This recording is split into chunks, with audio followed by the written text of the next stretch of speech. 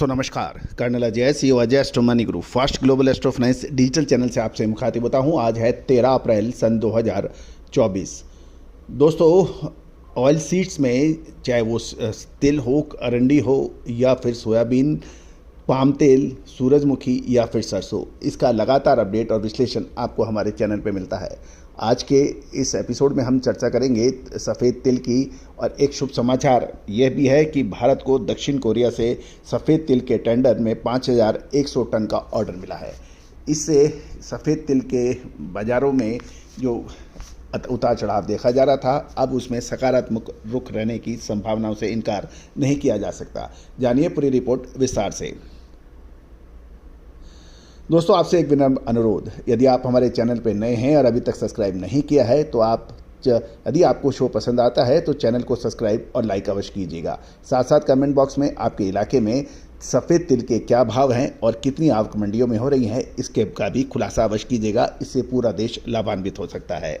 दोस्तों खबर निकल के आ रही है कि दक्षिण कोरिया के 7500 टन के टेंडर में भारत ने एक बड़ी मात्रा में विजय हासिल की है और ये 5100 टन का ऑर्डर मिला है, जो बाज़ारों की उम्मीद से ज़्यादा है। क्योंकि गौरतलब है कि भारतीय तिल के भाव अधिक होने की वजह से लगातार दक्षिण कोरिया के टेंडर में लगातार हमें सफलता बहुत कम मिल रही थी, लेकिन अभी 7500 टन में से 5100 टन का जो ऑर्डर है ये काफ़ी आशावादी नज़र आ रहा है।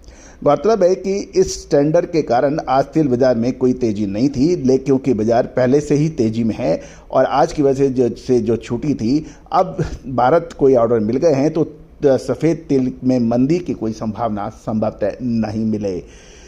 गौरतलब है कि दक्षिण कोरिया के 7500 टन के टेंडर में भारत को 5100 टन का ऑर्डर मिला। नाइजीरिया को 1500 टन, टोंगो को 600 टन, पाकिस्तान को मात्र 300 टन का ऑर्डर मिला है।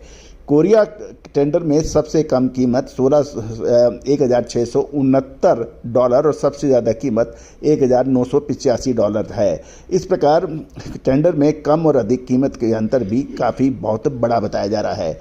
गौरतलब है कि भारतीय एक्सपोर्टर्स कंपनी की निविदा सबसे कम बोली लगाने वाली थी, लेकिन अन्य देशों की कीमतें ऊंची रही और पाकिस्तान से तिल के बीज $1985 प्रति टन की उच्चतम कीमत को भी पार कर गए और भारतीय कंपनियों के कम इकोनॉमिक यानी कम कोट के वजह से एक बड़ा ऑर्डर हासिल करने में भारतीय कंपनियां सक्सेसफुल यानी कामयाब रही।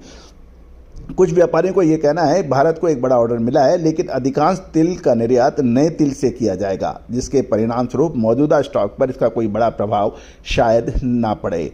गुजरात के साटक सफ़ेद तिल की कीमतें 148 रुपये से अब नीचे जाने की संभावना बिल्कुल कम नज़र आ रही है और व्यापारियों को यह भी मानना है कि गज में 2800 रुपये प्रति 20 किलो की मंदी यानी 2800 रुपये प्रति मन, यानी गौरतलब है कि गुजरात में मन 20 किलो का माना जाता है, उससे कम गिरावट की संभावना कम नज़र आ रही है। तिल व्यापारियों को यह भी कहना है कि बाजार को कोई बड़ी हलचल नहीं है, लेकिन गर्मी के तिल की आवक शुरू होती ही कीमतों में गिरावट आने की भी प्रबल संभावना है। गर्मी के तिल की फसल अच्छी होने की उम्मीद लगाई जा रही है और देश के प्रमुख तिलहन संगठन भी 4 मई को राजकोट में ग्रीष्मकालीन तिल की फसल का अनुमान घोषित करने वाला है। उसका भी हम आपको अपडेट लगातार देंगे। भले ही ग्रीष्मकालीन तिल की फसल अच्छी हो, लेकिन निर्यात व्यापार में अच्छा ऑर्डर मिलने से ये एक अच्छी उम्मीद तिल के व्यापारियों को मिलनी चाहिए। गौरतलब है कोरिया से सफ़ेद तिल का एक और 7500 टन तिल टेंडर भी अगले 10 से 15 दिन में जारी होने की संभावना है। यदि समय पर एक और टेंडर घोषित किया जाए तो गुजरात के गर्मी के तिल का निर्यात आराम से किया जा सकेगा और परिणाम स्वरूप तिल से नया माल आने पर भी मंदी की संभावना शायद ना बने। तो दोस्तों ये एक बहुत महत्वपूर्ण खबर है, विशेषकर तिल के व्यापारियों का। और यदि अगला टेंडर में भी भारतीय कंपनी तिल के ऑर्डर को प्राप्त करने में कामयाब होती हैं तो इसका सकारात्मक प्रभाव को रोका जाना संभव नहीं होगा। दोस्तों एक और महत्वपूर्ण बात आपको याद होगा कि अप्रैल महीने में हमारा तिलहन के ऊपर जो अपडेट था सरसों और सोयाबीन का, वो अब सही होता नज़र आ रहा है। सरसों के अंदर पिछले लगभग 2 सप्ताह में बाज़ारों में लगातार कीमतें एक के बाद एक गिरती जा रही हैं। गौरतलब है कि इस समय पाम तेल का भाव सोया तेल और सूरजमुखी तेल के अधिक होने से सोया तेल और सूरजमुखी तेल का आयात बढ़ने की भी संभावना से इनकार नहीं किया जा सकता। दोस्तों, तेल तिलहन एक ऐसा रहस्यमयी व्यापार बनता जा रहा है कि जब व्यापारी तेजी धारते हैं तो होती है मंदी, और जब मंदी का माहौल होता है तो बन जाती है अचानक से तेजी। दोस्तों, फरवरी महीना आपको याद होगा, फरवरी 2024 हमने आपको अग्रिम विश्लेषण देते हुए कहा था कि मार्च महीना तेल तिलहन बाजार के लिए सकारात्मक और पॉजिटिव रह सकता है और शानदार एक तरफा तेजी दर्ज हुई।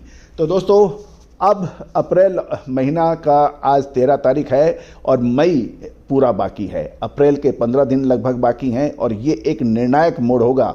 उसके लिए हमारे चैनल पे लगातार बने रहिए और विशेष रिसर्च रिपोर्ट के लिए संपर्क करें। फिर मत कहिएगा हमने आपको समय से नहीं चेताया। याद रखिए, व्यापार एक चक्रव्यूह है। एंट्री बहुत आसान से होती है, निकलना मुश्किल होता है और बड़े से बड़ा शातिर व्यापारी भी अभिमन्यु की जैसे फंस जाता है। All the very best, good luck, happy trading.